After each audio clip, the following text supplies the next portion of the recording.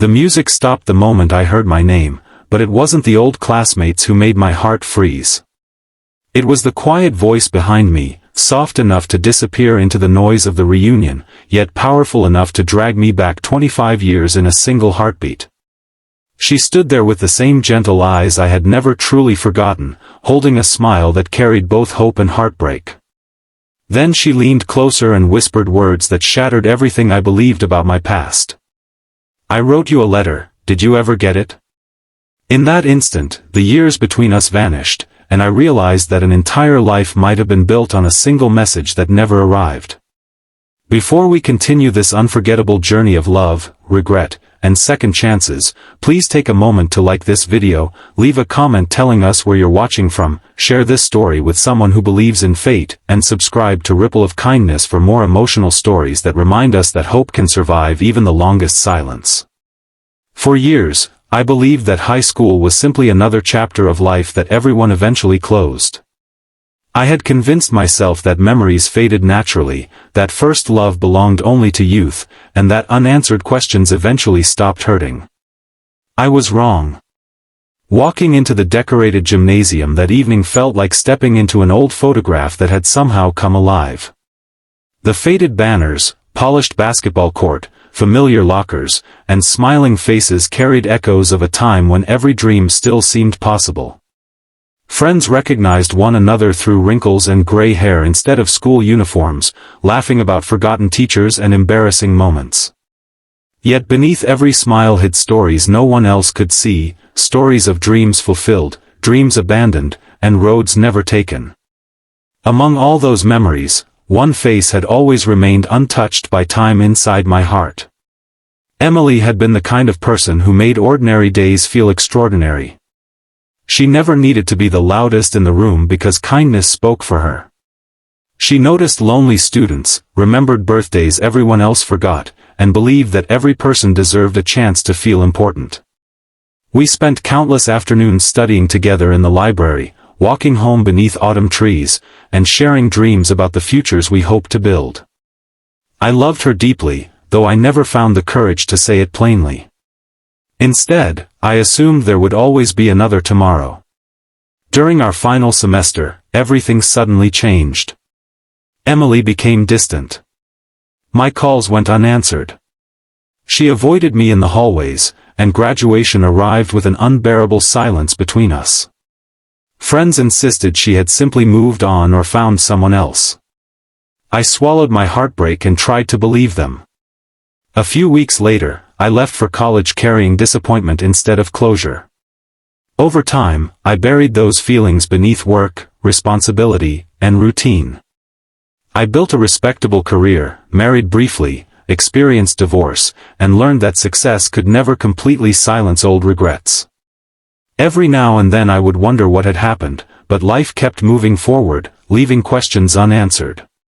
Standing before Emily at the reunion, I noticed that time had been kind to her smile but not entirely to her eyes. There was wisdom there, but also years of quiet sadness. When she asked whether I had ever received her letter, confusion swept over me. I stared at her, unable to understand what she meant. I had never received any letter. Not during graduation. Not afterward.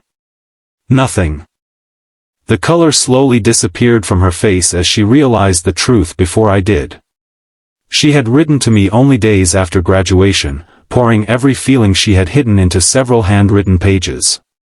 She confessed that she had loved me for years, explained that her family had been forced to move unexpectedly across the country because of her father's failing health, and begged me to meet her one final time before she left.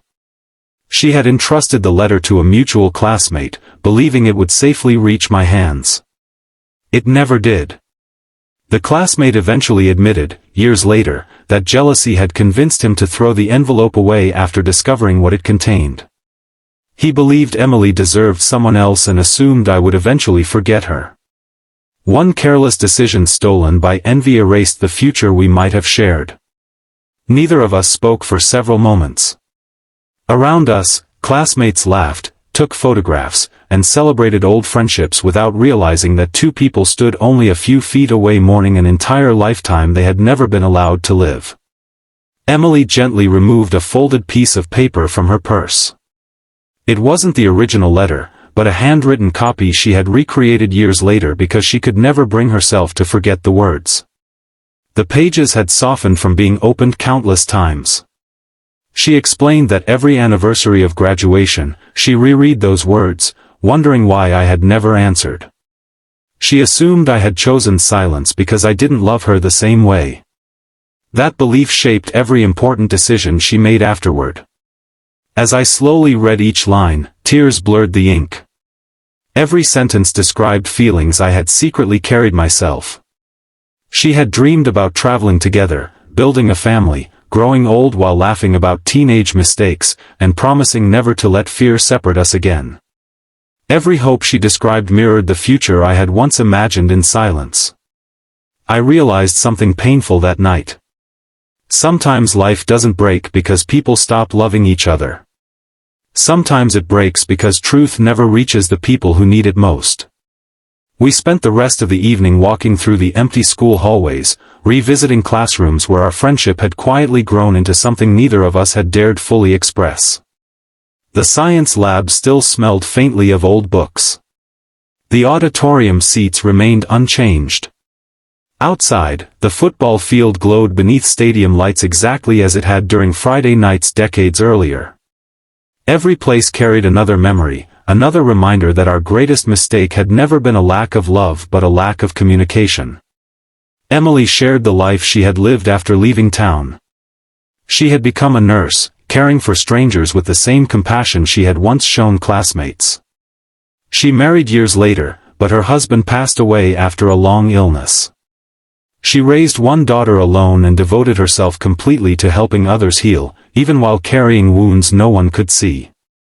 I shared my own journey, admitting that although I had experienced success professionally, I often felt emotionally incomplete. My marriage had slowly fallen apart because I spent years protecting myself from vulnerability, afraid of another unexplained rejection. I never realized that the rejection had never truly happened. As the reunion ended, we walked toward the parking lot beneath a sky filled with stars. Neither of us tried to pretend the lost years hadn't mattered. They had. We had missed birthdays, milestones, ordinary mornings, and countless opportunities that would never return. Yet standing together again reminded us that gratitude and grief can exist side by side. We couldn't rewrite yesterday, but tomorrow still belonged to us. Over the following months, our friendship quietly returned. We talked about books, family, memories, fears, and hopes with an honesty that only comes after surviving disappointment.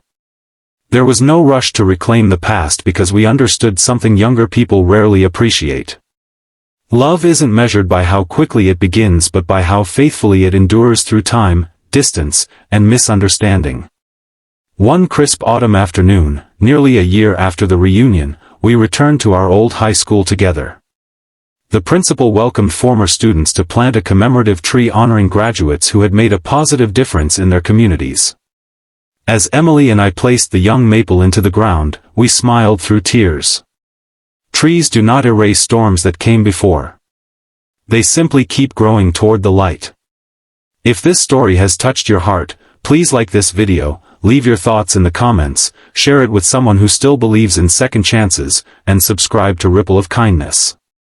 Your support allows more people to discover stories that remind us how powerful hope, forgiveness, and love can truly be. Before this story ends, we have one special request. Please comment with the words, "Some hearts never stop waiting," if you believe that genuine love can survive time, distance, and even silence. We'd love to read every one of your messages. As Emily looked at the growing tree, she quietly admitted that losing the years still hurt, but finding the truth had finally brought peace.